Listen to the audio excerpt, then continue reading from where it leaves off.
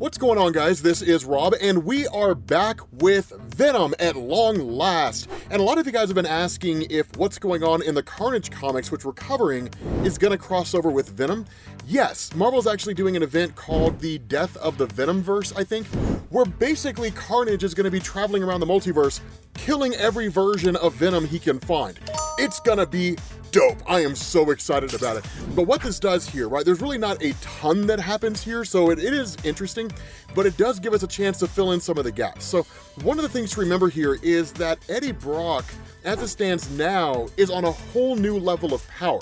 That it only resides with regards to the physical form, meaning what he was told in the last video that we did is that Eddie Brock will become the eventuality. Hence the reason why it has its name. Eddie Brock will eventually become it. But the thing about this is that the eventuality is the antithesis to the Beyonders, where the Beyonders work outside of the multiverse from the Beyondverse and have the ability to alter reality on a near multiversal scale, right? Their power is astronomical. That the eventuality is very similar to the same way. The difference here is that where the Beyonders are more hands-on, the eventuality is more hands-off, and it really just kind of watches. But it exists in the unbeyond. The role of the King in Black, or the eventuality, was created by the Celestials. It was given an astronomical amount of power because what's the point of being the antithesis of the Beyonders if you can't match them in ability to at least counter them? So again, Eddie Brock in the moment here only has the ability to control virtually anybody he inhabits. And that's why when they find the charred remains of his physical form, which had long since been destroyed, right? That happened like 3 or 4 videos ago, that Eddie Brock literally reconstitutes himself seemingly out of nowhere. Now that's one of the things that Eddie's able to do. You can almost imagine him being able to jump from one host body to the next, but being able to control the atomic structure of your own body is one step away from being able to control reality on an atomic or molecular level, right? I mean, it's just one adjustment, one person who writes a story a different way. Somebody gives us an arc where Eddie's able to suddenly control or turn like a coffee pot into a mouse, and suddenly he's off to the races as a person with the power of the Beyonders. So it's one of those really weird and interesting moments that I would urge you to keep in the back of your head, because it may become astronomically important later on down the line. But one of the things to remember is that the facility he wakes up in is the facility controlled by what's basically the Absent Throne. Now, the Absent Throne within Marvel Comics still is not fully fleshed out, so don't blame yourself if you're not 100% sure what it is, because Marvel hasn't fully explained it. It's been heavily alluded to that the Absent Throne is actually a different name given to the character of Meridius, which we'll talk about here once we get towards the end of the comic. That's when it'll make the most sense to do it. But again, we don't definitively know. We just know that it is an organization or an object that operates behind the scenes and basically manipulates seemingly everything that goes on. So of course, Eddie Brock reconstituting himself, he's now what's called a living symbiote. Basically, he is a symbiote in human form. He is, imagine the Venom symbiote suit itself, except it can just become Eddie Brock. That's kind of what's happening here. He doesn't actually have a true physical form anymore. And so of course you have all these different guards and stuff who show up, and Eddie Brock kind of dodges out of the way. My initial thought here is that when he goes and really hides from him, that it seems kind of silly, but at the same time, I can kind of see that happening because he's still figuring out what his powers are, and I don't think his character has really evolved to the point where he starts thinking like a person with astronomical power. Otherwise, he would just pull like a straight up Neo, right? Put his hands out, stop the bullets from moving, and then help the soldiers finish with all their living. But following this, after he escapes the facility, he ends up taking out a security guard, meeting with a younger kid on a motorcycle, and because this kid's all about spray painting and graffiti, and there's huge allusions to the film Terminator 2, that of course Eddie Brock has this kid spray paint the Venom symbol on the back of his leather jacket, and then he takes off. And I gotta tell you guys, man, never in my life did I know that I needed to see Eddie Brock as a biker with the Venom symbol spray painted on the back of a black leather jacket. I never knew I needed this, but now that I've seen it, I knew that I did.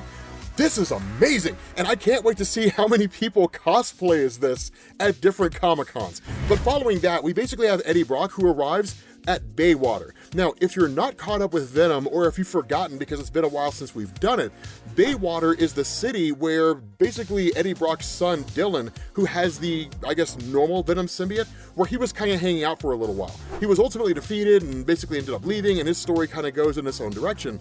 But Baywater was basically introduced to us as a town that's effectively ran by bikers. But again, this is one of the instances where the Absent Throne is operating behind the scenes in the sense that this town is now ran by the Absent Throne. We don't really know the significance of it. I don't even know if there was any real significance established for it outside of the fact that Dylan just happened to be there for a period of time. But when Eddie gets here, he realizes there's someone here that he needs to go see. And so, of course, there's a cop who shows up that kind of starts wielding his baton and making some idle threats, right? He starts a fight with Eddie Brock, and Eddie Brock makes it his last one. He takes this guy out, which is what happens, right? When you mess with the Brock, you get tanked like a rock. That was a terrible line. I don't know why I said that. It seemed like it made sense in the moment. But the thing about this, enter cringe. But the thing about this is that Eddie Brock's able to take these guys out quite readily. And even when they're firing off bullets, this is when we start to get the full indication of what it means to face off against Eddie Brock. These bullets just pass through him. Right now, we're not really given a straight indication as to whether or not they pass through him because he's kind of intangible, he's more of like a liquid symbiote form, or because his body opens holes for the bullets to pass through. The fact that bullets travel so astronomically fast, what is it, like 500 feet a second or something stupid like that?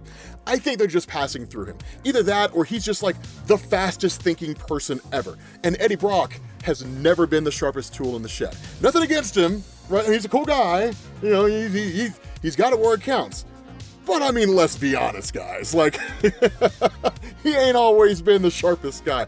But once he gets into the town proper, that's when he's basically met by Len Drexler. Now again, Len Drexler is not overly significant here. He's basically the biker that took over the town, and he's just kind of been running it ever since. But once Eddie Brock gets in, there's this amazing moment when Len realizes who Eddie Brock is. Now, he doesn't initially know this, and in fact, he sees Eddie as more of just some kind of a grifter who's just made his way through, and he doesn't really know what Eddie Brock's looking for or what he wants, but he goes so far as to say that like the Life Foundation has kind of locked this place down. He says they're looking for some alien freak. They made their deal with the people in charge, and in this town, that's the Hellhounds, right? Len Drexler, I run the Hellhounds. Now more than ever, I own this place. And the funny thing about Eddie is he responds and he's like, no, because like one of the guys goes after him and he's like, okay, look, man, right? I mean, if this is how you guys want to do it, this is how we can do it. Just understand, when you mess with the bull, you get the horns. One guy goes at him with a knife, Eddie Brock just literally snaps his arm, and then he kicks the other guy in the face, elbows another guy in the head, and it's like, look guys, I mean, here's the thing, man. Y'all aren't prepared, right? So like literally takes these dudes out quite readily. But as soon as that's done, he points to the building and says, I'm looking for the guy in there. Now, of course, that's when Len starts to realize there's more to Eddie Brock than meets the eye. That he actually starts sending his own guys after Eddie. But even when he goes to attack him, Eddie Brock just throws a knife in his hand, takes the gun out, right? The guy can't really shoot anything anymore. And he realizes Eddie is exactly one of the kind of symbiotes, or the aliens, so to speak, that the Life Foundation was referencing. Now, one of the things to know is the Life Foundation, which is basically subservient to the Absent Throne, they're the ones that put the town on lockdown. That's one of the things to remember, is the Absent Throne is very rarely ever physically involved, right? It's not as though the Absent Throne like meets with the Life Foundation and says, go do this. The closest we ever got to that was Meridius, but again, we don't definitively know if they're the same thing.